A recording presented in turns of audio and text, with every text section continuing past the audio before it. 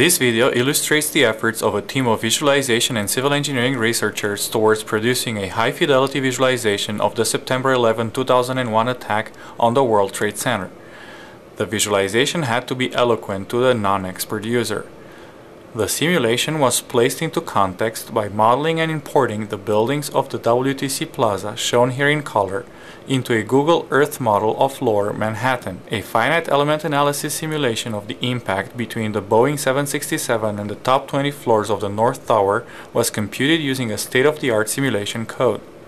Then, the simulation results were imported into a state-of-the-art animation system where the visualization was produced. The simulation tracked the impact over 3/4 of a second real time. This sequence is 13 times slower than real time. All the animated geometry seen here was created automatically from the simulation output data.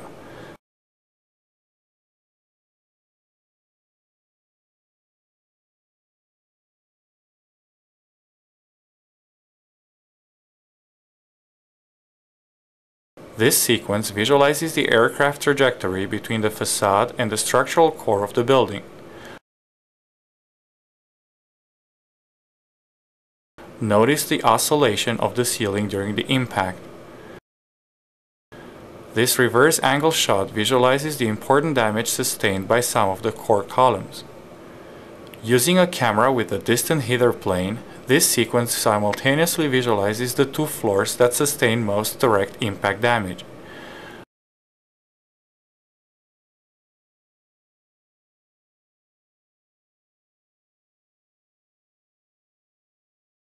Notice the right engine titanium shaft, which traverses the building virtually intact.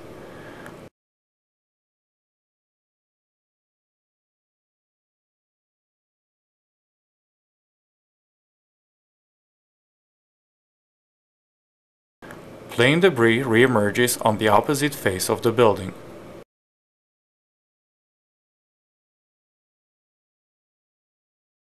The jet fuel in the central and two wing tanks was simulated using smoothed particle hydrodynamics, or SPH.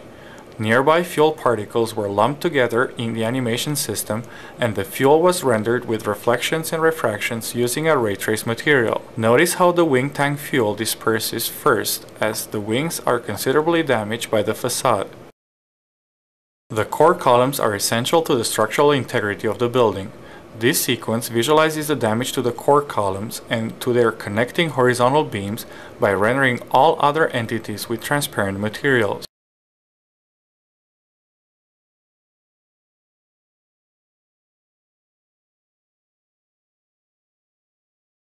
Here are the core columns exclusively.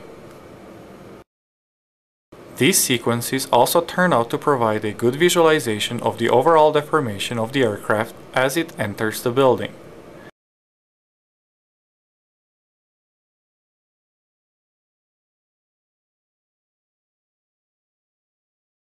The simulation did not consider the effects of the explosion and of the ensuing fire. Here, the fuel particles were used in the animation system to automatically produce a plausible fire visualization. As can be seen in this side-by-side visualization, the simulation fuel particles control the fire computed by the animation system.